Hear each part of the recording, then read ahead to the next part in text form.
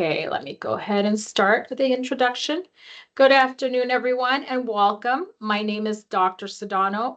I serve with the State Public Charter School Authority, where I am the liaison for school nursing and student health related matters. Thank you for joining us for this important School Measles Preparedness Workshop. We are grateful to the Nevada Division of Public and Behavioral Health, Office of State Epidemiology, and the Nevada State Immunization Program for partnering with us to provide this timely and valuable training. As schools play a critical role in protecting the health and safety of our students, staff, and communities, today's session will equip you with essential information on measles preparedness, prevention strategies, infection control, and response protocols. Participants will also gain access to valuable resources and tools to help ensure their schools are prepared should a potential case arise. At this time, I would also like to introduce Monica Romero from the Nevada Department of Education, who will share a few opening remarks and introduce herself before we begin. Thank you again for being here today. Monica? Good afternoon, everyone. Thank you for joining us today. We're pleased to welcome you to this virtual information session. Thank you, Dr. Sedano, for organizing. This is on measles preparedness, infection control for schools. So know that we are here to provide you guidance and help. And so thank you for being here. Thank you, Dr. Sedano. Okay, I'm not sure what order we're going to go in today, but Cindy or Vicky, whoever's going to start, we'll go ahead and let you take it away. Thanks, Lydia and Monica. Thank you. Cam is going to start us off, and she'll share the Office of State Epidemiology slides. So I will turn it over to you, Cam. Perfect. Hi, good afternoon, everyone. Can you hear me okay and see the slides? Yes. Okay, perfect. So, right. So before we get started, I'm just going to give a little bit more information about the Nevada Division of Public and Behavioral Health, or DPBH. This is our mission, vision, and purpose. Really, it's to protect, promote, and improve physical and behavioral health and safety of everyone in Nevada, and to ensure that everyone has a healthier, happier, longer, and safer life. So a little bit about the Nevada Office of State Epidemiology. Our main goal is to prevent and respond to a variety of public health issues through disease surveillance, standardized data collection, meaningful interpretation, statewide standards, and centralized guidance to improve health outcomes for our community. This is the agenda for today's talk. We'll have 4 presenters from our office presenting. I'm going to go ahead and give an overview of measles before passing it off to my colleague, Richa. So just a little bit of an overview of measles. It's one of the world's most contagious diseases. And typical symptoms usually include high fever. It can spike to more than 104 degrees Celsius. Cough, runny nose, red or watery eyes. So usually that's known as the 3 C's, where you have the cough or the coryza and the conjunctivitis, which is the red or watery eyes. And rash onset usually begins about 3 to 5 days after symptoms start. This is a picture of how measles looks on different skin tones. Usually the rash starts at the hairline behind the ears on the face and spreads down to the neck and the trunk, arms, legs, and feet. The rash is usually described as what we call maculopapular, so flat or slightly raised. It's usually not itchy, and it can turn into blotchy patches. There's no vesicles that form on this, as you would see in something like varicella or chickenpox. So these are just some of the complications that can occur when somebody does get measles. Usually about 1 in 5 people who get measles will be hospitalized. About 1 out of every 20 children with measles can get pneumonia. And this is the most common cause of death for measles in young children. 1 out of every 1,000 people with measles can develop brain swelling, which can lead to brain damage, and about 1 to 3 out of 1,000 people with measles will die. So really, measles, it's not just a rash. There is a chance of a rare life-threatening condition called a subacute sclerosing panencephalitis or Dawson disease, and this is usually linked to unvaccinated individuals being affected by the wild type or circulating measles. It's usually fatal with no cure and can occur years after an individual recovers from measles.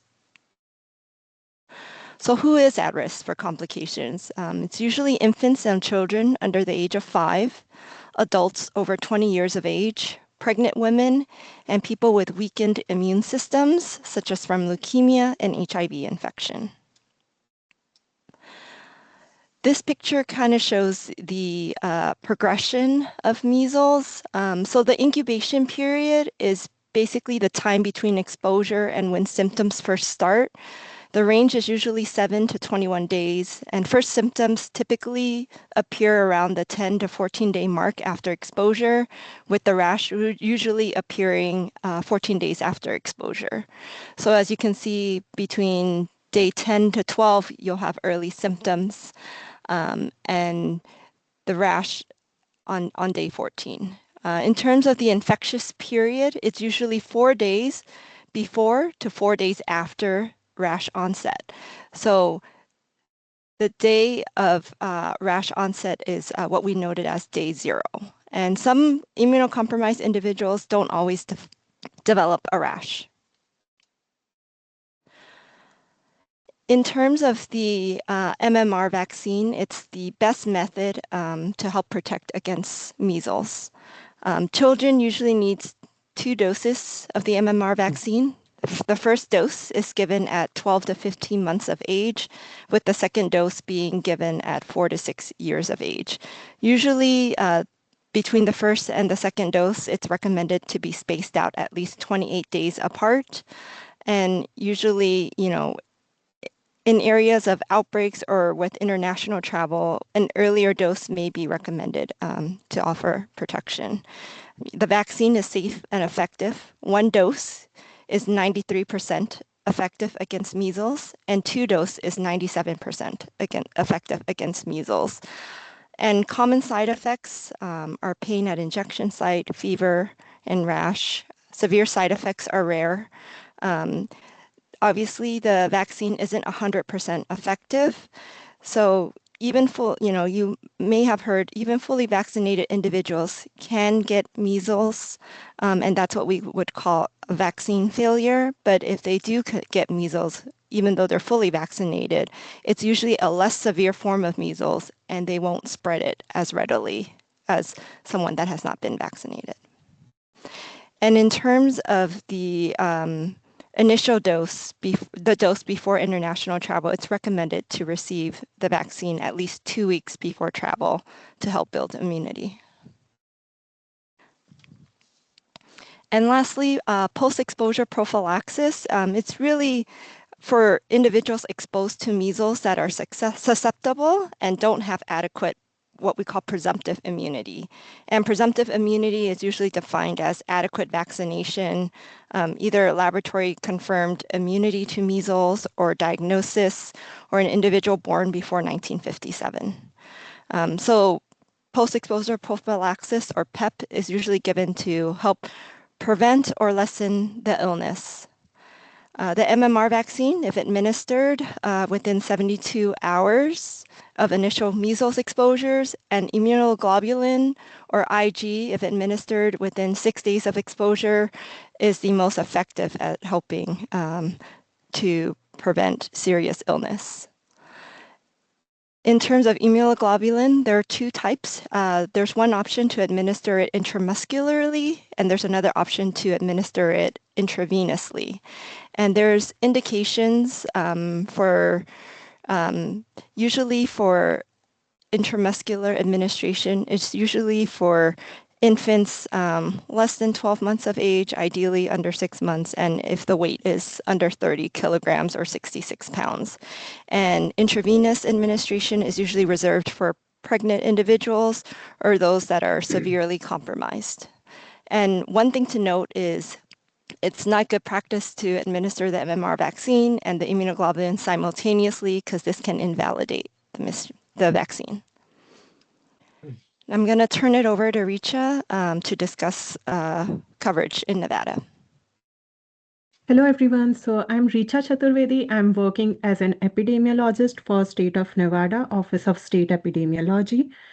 So as we already heard about the importance of MMR vaccines from Kem, I will further touch upon how does the MMR vaccination coverage look in Nevada among children and teens. So over here, this map shows us the vaccination coverage by census tracts. And we do see that vaccination coverage varies by census tract. We do have some very low vaccination coverage areas in counties like Clark, Nye, Churchill. Anything over here that we see in as red patches is something where we have vaccination below 65%. And we do see that low vaccination is not just limited to one specific area. It can be observed both in rural and urban settings. So overall, we can say that MMR vaccination coverage is below 90% for most of the census tract, and we do not observe many areas that show 95% 95% of MMR coverage, which can provide herd immunity. Next slide, please. Immediately begin by contact tracing. Do I Okay, identify who has been? And now we are looking at up-to-date MMR vaccination coverage in Nevada among different age groups, specifically infants and adolescents. So for infants, one or more doses of MMR vaccine is considered to be complete vaccination, MMR vaccination. And for adolescents, when 2 or more doses of MMR vaccine is administered, only then they are considered to be up to date with MMR vaccines. So here we do see that adolescents have had adolescents definitely show lower vaccination rates as compared to infants, while among infants, we are also seeing some decline in MMR vaccines. Next slide. And now looking at MMR vaccination coverage by local health authority in Nevada among children and teen. So local health authority mainly represents how public health services are distributed across the counties. And in Nevada, we have 5 such local health authorities that provide public health services to different counties. So even here, we do see some kind of pattern, like Carson City Health and Human Services has consistently shown lower vaccination throughout the last 10 years, while Central Nevada Health District, which is also known as CNHD, has shown comparatively better vaccination coverage. And also another thing to note is CNHD was established in July 2023. So any data prior to July 2023 represents the combined county data for the 4 counties that are now included in CNHD. Next slide. As we see that vaccination is varying across different counties and census tracts. So it is important to see how is the access to provider in Nevada. And for that, here we have included access to vaccination for children providers map. So VFC providers are basically the providers that provide vaccines to children at no cost. And the vaccines are provided to children who may otherwise not be vaccinated due to inability to pay. And looking at this map over here, we can see that most of the counties have some access to VFC providers, but we do see some pattern like the urban areas and urban cities like Carson City, Reno, Sparks, as well as Vegas area. They show a comparatively in those areas we see more presence of VFC providers. And some of the rural area, we can see that they have limited access. Next slide. So now we have access to Children's Health Insurance Program provider and CHIP, which is also known as CHIP. So CHIP provides low-cost health coverage to children in families that cannot directly enroll into Medicaid, but due to their family income, they cannot qualify for Medicaid, but they cannot even afford private insurance. So Nevada State Immunization Program orders all the CHIP vaccines. And similar to VFC coverage, we can see that CHIP providers are also present, and we do have availability or access to CHIP providers for most of the counties. But again, the CHIP providers are more concentrated in the urban areas and urban cities like Washoe County, then Carson City and Clark County. Now I will pass it to Cindy to discuss more about how does the measles outbreak look in United States. Thanks, Richa. Thanks, Cam. Also, hello, everybody. Let me turn my camera back on. Hello, everyone. My name's Cindy Beard. I'm the state epidemiologist for Nevada in the Office of State Epidemiology. And I just wanted to kind of give a quick overview for the measles situation in the U.S. generally, but also in Nevada. So first of all, just to get a definition out of the way, we consider a measles outbreak to be when there are 3 or more measles cases in the same space and time. That said, even one case of measles is unusual, just given Nevada's past history. So local health authorities respond very strongly, even to a single case of measles, to prevent additional spread. So while we define an outbreak as 3 or more cases linked by time and space, the response for a single case is pretty much equally as strong for as it is for 3 or more cases. Just the number of resources that would be getting involved would grow with the greater number of cases.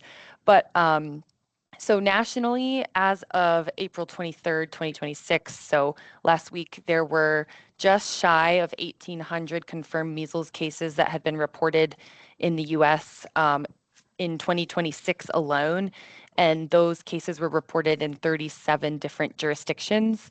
Thus far in 2026, there have been no measles cases reported in Nevada, but we have reported in Nevada residents, I will say. And then we did have 2 confirmed cases of measles reported in Nevada in 2025. Nationally, there have been 22 new outbreaks reported in 2026 thus far, and 93% of all confirmed cases have been associated with an outbreak. Additionally, 92% of all cases reported in the United States were either unvaccinated or had unknown vaccination status, and 5.6 of cases were hospitalized, and there have been 0 confirmed deaths in 2026. There were 3 deaths confirmed in 2025, however. Next slide, please. And so here is the national map showing the distribution of cases that have been reported in 2026 thus far. As you can see, Nevada is 0 in 2026, but I'll talk about this in a moment. Utah has been having an ongoing outbreak, and so it's definitely been a situation we've been monitoring closely with the Utah Health Department. We meet with them every month when we can to hear updates from them, and we've coordinated with them on a couple suspect cases as well. Next slide, please. And so I just wanted to quickly touch on some of the more notable measles outbreaks that have been occurring in 2025 and 2026. The first is South Carolina, which I think has kind of been the most covered in the media. They had an outbreak that actually was just declared over a few days ago, and that outbreak resulted in 997 confirmed cases in the state of South Carolina, primarily centered around one county, Spartanburg County in South Carolina. And then additionally, as I just mentioned, Utah has been also dealing with an ongoing outbreak. That is continuing. So far, they've reported 625 total confirmed cases. They know that's an undercount. And in the past 3 weeks, they have confirmed 31 cases. Arizona is the last one I wanted to highlight. They were kind of one of the first states to be dealing with a measles outbreak, going back to when it first kind of popped up in Texas last summer. And then there was some additional spread to New Mexico and Arizona. So they have been dealing with kind of an ongoing outbreak since August of last year. And thus far, they have confirmed 306 cases, and 96% of those cases have been unvaccinated. Next slide, please. And then I also just briefly wanted to touch on measles reporting. This is how public health becomes aware of a case. So it's really important so we can make sure we're responding as quickly as possible to contain any spread. And in Nevada, all suspected and confirmed cases of measles must be reported to the appropriate public health authority within 24 hours. For measles, we prefer as soon as possible whenever, we prefer as soon as possible whenever that's possible, just because we're able to start responding quickly. And I will note that labs and healthcare providers already have their own reporting requirements and their own reporting mechanisms for reporting cases to public health, but schools also have a duty to report suspected and confirmed cases of measles to their public health authority as designated in NAC 441A.245. And so I'm paraphrasing for brevity, but this section states that the principal, director, or other person in charge of a school who knows or suspects the presence of a communicable disease within the school shall report the communicable disease to the health authority having jurisdiction where the school, childcare facility, or correctional facility is located. And so we appreciate your help notifying public health of these cases quickly. And we also advise that for measles, you don't wait for lab confirmation before reporting, just so we can, again, act quickly to contain spread. And if you're not sure which public health authority to report to, the Office of State Epidemiology has a web page that lists out which health authorities have jurisdiction over which counties. This web page also has a link to a confidential morbidity report form that you can fill out and send, but it's also good to just check with your local health authority to see if they have a preference on how they receive reports of cases. And next slide, please. And then on the next slide, this table is essentially reproduced on the Office of State Epidemiology website, but we have here kind of the list of which counties fall under which health authority, and then their reporting phone number and fax. And again, that's all listed on our Office of State Epidemiology website as well. You can see the link in the bottom left corner here. And so that's where you can find reporting information if you're not sure.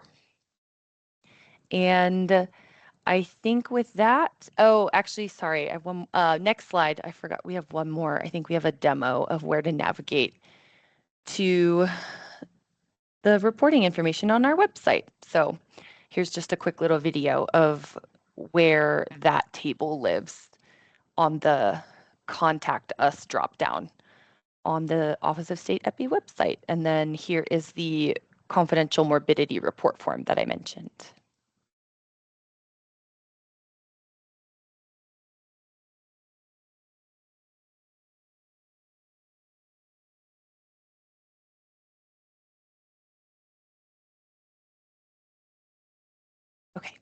And I think that's it for the video. So with that, I will turn it over to Preston.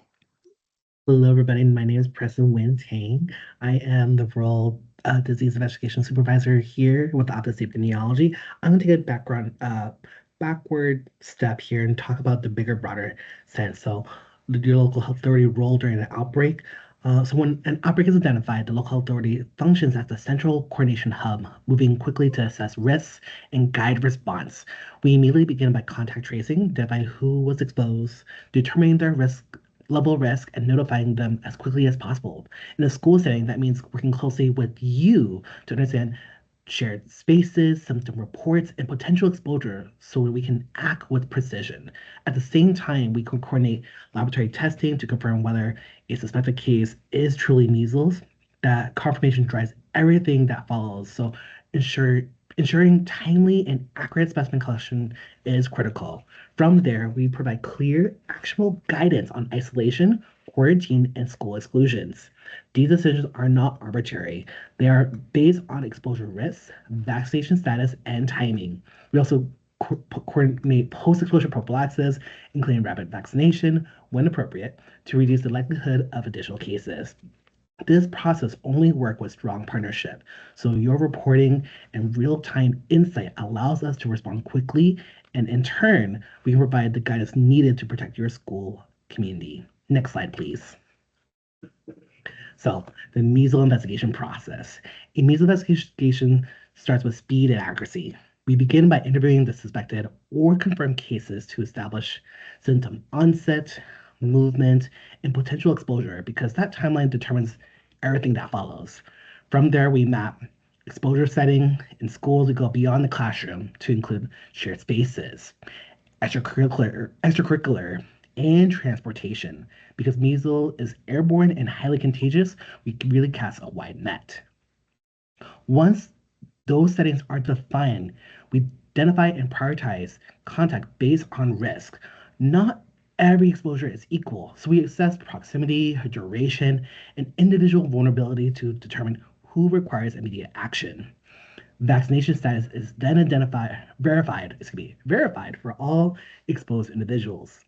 This step is critical because it directly determines who is protected, who requires follow-up, and who may need to be excluded or receive post-exposure prophylaxis.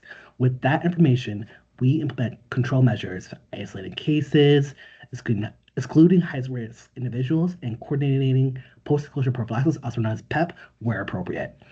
Finally, we initiate exposure notification and symptom monitoring through the incubation period to rapidly detect any additional cases. Next slide. So, school partnership during investigation. During investigation, your role is operationally essential. You provide the on-the-ground detail that allows us to act quickly and accurately. We rely on you for your rosters, the schedules, the seating chart to rapidly identify potential exposures. Just as importantly, your understanding of how students actually interact, maybe across the classroom, lunchroom, activities, that really helps us refine who is truly at risk. You're also play a key role in verifying immunization record. Having that information quickly allows us to determine who is protected versus who might require exclusion or follow-up. We will also provide standardized communication, and we will depend on you to distribute it consistently so families receive accurate, timely guidance. Finally, you help implement exclusion and isolation recommendations. These decisions can be disruptive, but they're targeted and time-bound, and they are the only most effective way to prevent further spread. Next slide. So same-day action. When measles is suspected or confirmed, same-day action is critical. First, report immediately to your local health authority. Do not wait on lab confirmation. Early notification allows us to begin risk assessment and guidance without delay. Next, review absentee patterns to identify anybody else with compatible symptom. This helps detect potential spread early. At the same time, verify immunization status, identify unvaccinated or under-immunized individuals allows us to quickly determine who might be at highest risk. Communication with family should probably follow using local health authority guidance to ensure consistency and accuracy. For exclusion, individuals without proof of immunity should be excluded starting the next school day. If documentation is later provided, they may return. Those with exemptions must be excluded from day 5 after first exposure through day 21 after last exposure. This window reflects when they are most likely to become infectious. Next slide, please.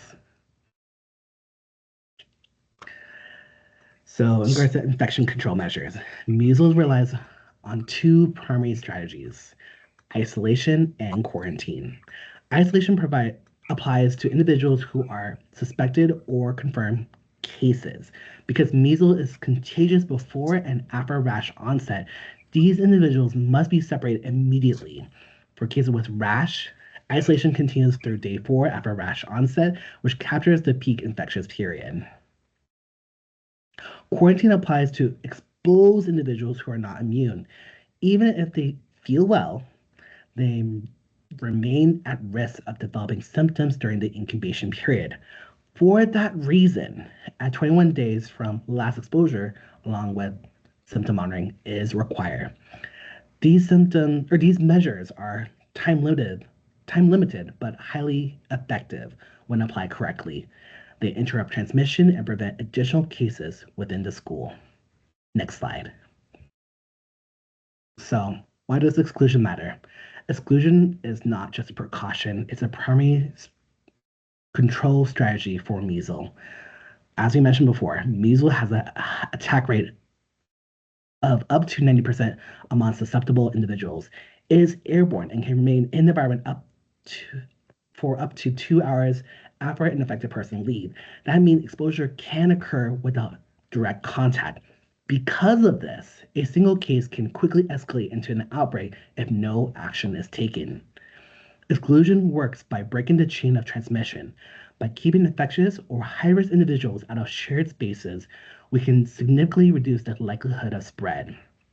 Also protect those who are at highest risk of severe outcomes. That includes infants, pregnant individuals, and those who are immunocompromised. While exclusion can be disruptive, it is targeted, evidence-based, and one of the most effective tools we have to protect the broader school community. Next slide. So, re-emphasizing the exclusion criteria, for suspected or confirmed measles cases, exclusion should be immediate. Do not wait for laboratory confirmation if measles is being considered. For cases with rash, exclusion continues through 4 days after the rash onset, with rash onset counted as day 0. This aligns with the period of highest infectiousness. For exposed individuals who are unvaccinated and do not receive timely vaccination, exclusion extends through 21 days after the last exposure, reflecting the full incubation period. During this time, individuals should remain out of all settings where transmission could occur. That includes schools, childcare, extracurricular activities, and public gathering. Next slide. Post-exposure prophylaxis, also known as PEP, is one of the most important tools for limiting measles after exposure, but it is highly time sensitive. The MMR vaccine is effective if given within 72 hours of exposure, and immunoglobulin, also known as IG, within 6 days. When administered within these windows, individuals can generally remain in school or work setting, with symptoms monitoring for 21 days or 28 days if IG was given due to prolonged incubation. If PEP is delayed or not given, the risk of developing measles increases significantly. In those cases, symptom monitoring still occurs, but exclusion is also required throughout the monitoring period to prevent potential transmission. This is why timing matters. Timely PEP minimizes disruption. Delayed or absent PEP requires stricter measures to protect the community. Next slide. This is the NAC regarding measles, so that is NAC 441A.610. You're more welcome to learn more about the exclusion criteria there or reference back to that. Next slide. And of course, we encourage you to check out some of their state resources. Beside the NAC, we also have plenty of resources on our state website, nvose.org. If I have you go on the next slide, please. This is our amazing website here. We have tons of information, so please come back and check regularly with Nevada Public Health priorities. We also provide the latest technical bulletin, data dashboards, and statewide reports, which can support clinical decision-making. It also includes schools and childcare guidance and resources to help reduce the spread of communicable diseases in community settings. So if you go on the next slide, from there, if you scroll down from programs to school and child care guidance, we have tons of resources there. Schools administrators and staff can get up-to-date information which supports compliance with the Nevada reporting requirements under NRS and NAC 441A, and staying connected to this resource keeps kids safe by preventing further spread of disease. So tons of resources on our website, nvose.org. Thank you, Cindy, for posting it on the chat there, including emergency preparedness. So we have plenty of amazing resources and parent fact sheets as well. So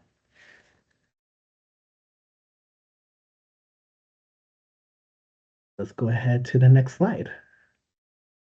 Of course, there are plenty of federal resources as well. So there's even templates to inform parents about measles exposures.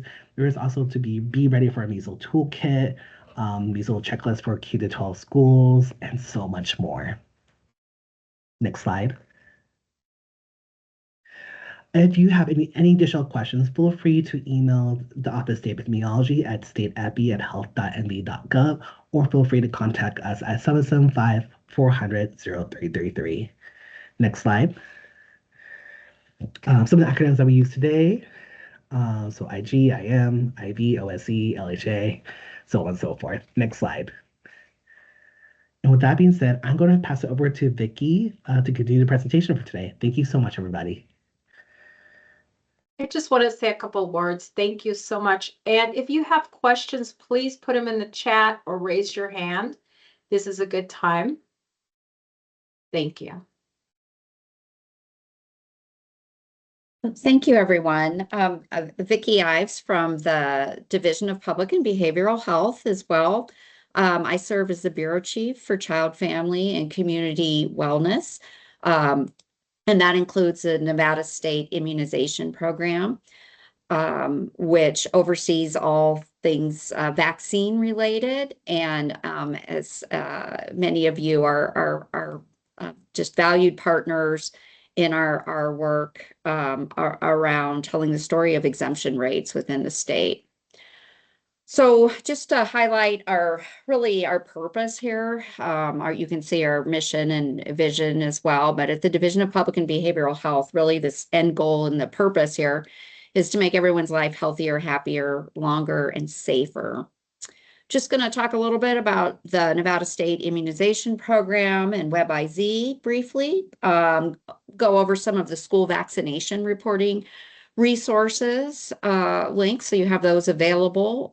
Speak briefly about school data, some other measles resources to be aware of, some vaccination opportunities that are specific to schools, and some communication resources that might be helpful.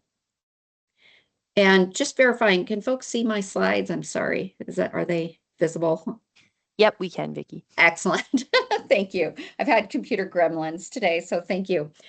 So the Nevada State Immunization Program within the division really looks statewide in scope at vaccination efforts, and we administer the Vaccines for Children program, the 317 adult program, the CHIP or Nevada Checkup vaccine program. We purchase and distribute all vaccines statewide for those, in addition to some other programs as well. The cocooning program for pregnant persons, for example, and some others. We work very closely with the local health authorities, schools, and different types of clinical providers statewide, including, federally qualified health centers, there's immunization coalitions, maternal child health coalitions, pharmacies, really just broad networks to increase vaccination rates statewide. So all the data, and I'm not going to go over the data again, the Nevada State Immunization Program data was showed previously by our partners in Office of State Epi. We partner very closely with the Office of Analytics and yourselves in providing that data on schools. So that dashboard is a resource, and it does show vaccination exemption rates and coverage rates. And we work with the Office of Analytics at the Nevada Health Authority to ensure that's available statewide. WebIZ is the statewide immunization information system, and that's the source of vaccination data statewide. And just that we lead all vaccination efforts in an outbreak type of situation, and are the holder of funds to deal with both small and large outbreaks specific to vaccinations and vaccine-like products with federal funding that we receive and administer. And our general email is here. I'll share the slides after the presentation, but any communications on vaccination, this general email will get you to the right person. And then really, this is just showing some key landing pages for information on WebIZ. We have a lot of bespoke trainings that might be helpful that are available, and have trainers scheduled to help walk, say, new staff through utilizing the system, different resources. And we have a dedicated help desk that you can email or call for support in relation to our immunization information system.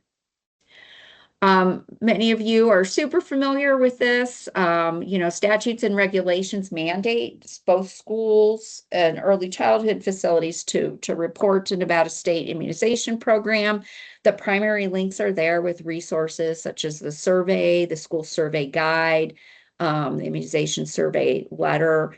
I just want to take the opportunity to thank you all that the data that was shown around the exemption rates and the Office of Analytics dashboard that's created with that data in partnership with Nevada State Immunization Program is, a reflection of your all's hard work in responding to the survey. So we're really grateful. We know it's mandated in regulation and law, but it's essential and it's used regularly. So thank you. This is the link to that Office of Analytic dashboard that has the data. It was just recently updated, so it does reflect the 2025 data that was used as the basis of some of the other reporting shown in the previous presentations, and it's available at any time for you. The report cards will be going out soon, as they're mandated to go to certain superintendents of school districts, but the data is all available at a county level now. And then just focusing in instead of the measles specific focus, not to be redundant, but just looking at overall kindergarten exemption rates for the most recent year of 2025. You can see overall for kindergartners, we've increased quite a bit at 8.2% for religious exemptions, a pretty big increase there. 7th grade, we're at 8.4% religious exemption rate, also an increase over the prior year. And 12th grade, similarly at 8.1% religious exemption, also an uptick there. I just wanted to highlight there. Oh, yep. Ralph put something in the chat, so I don't know if that's something you can answer or not, but At the this end, I'd be regarding happy to. Yeah, data. I can't see Okay. it right now in this view mode, but I'll circle back to that. Thank you for the heads Okay, because up. it was regarding data. That's the reason I went on there. Okay, Yeah, I'm no almost problem. through with the slides here, and then I'll circle back. Sounds So good. I just Thank want you. to start. Oh, thank you. Thank you. So there's no changes right now for schools and daycares, childcare facilities on vaccination requirements.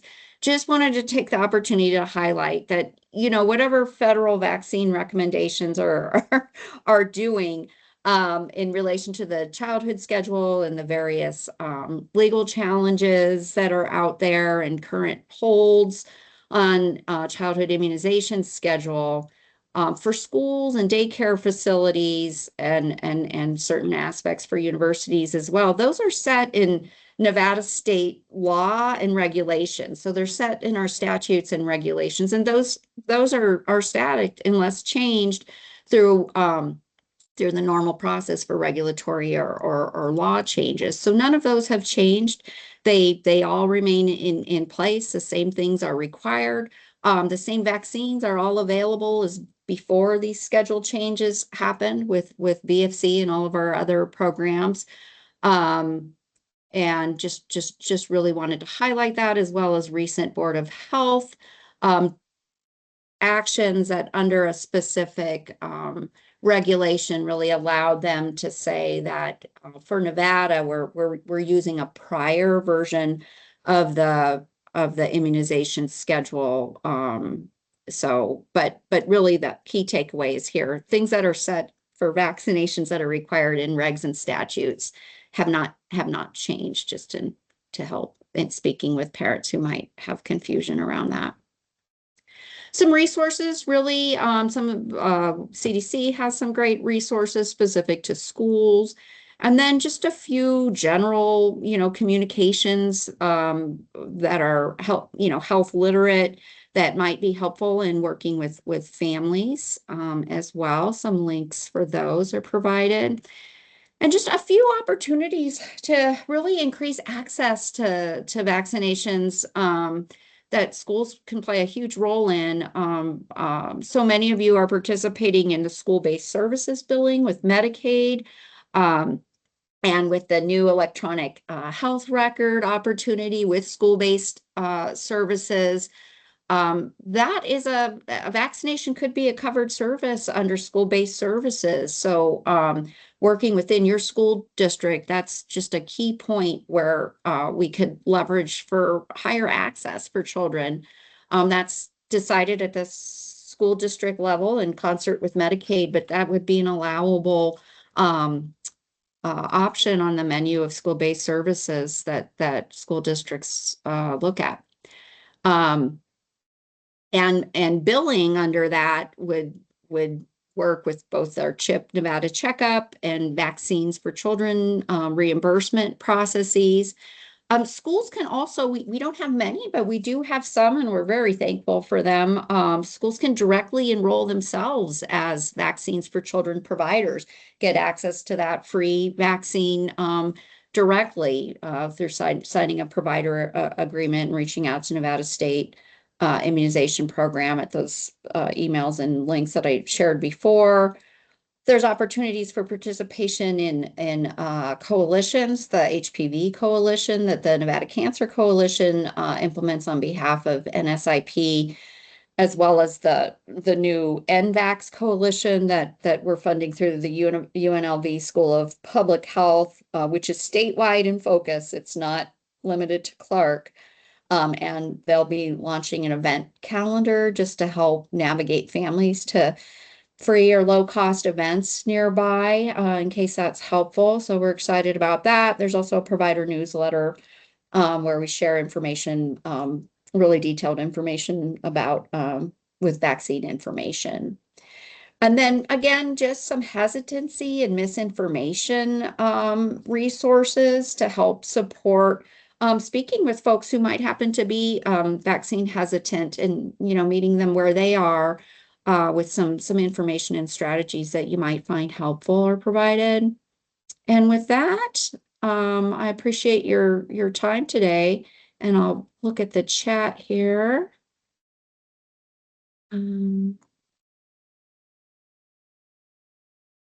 Oh, Vicki, I think I addressed it. It was some feedback to share with CNHD, so I have captured that to share with them. Gotcha. All right. Thank you. Thank you very much. Appreciate it. But if there's any questions for any of the presenters, happy to entertain those.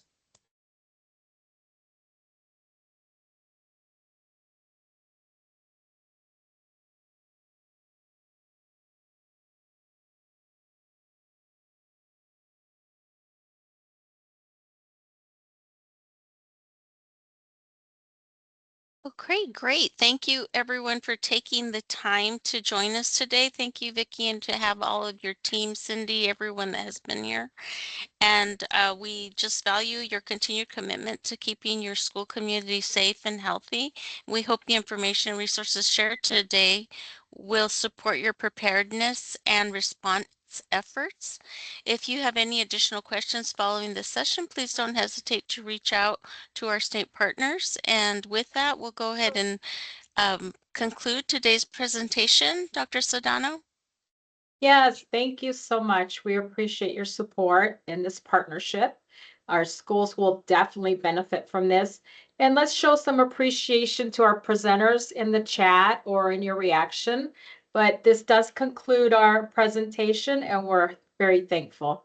Thank you, everyone, for coming and for presenting. Thank you all. Could I just raise a quick question about the material presented? I Yes. apologize. I am a school nurse at several charter schools.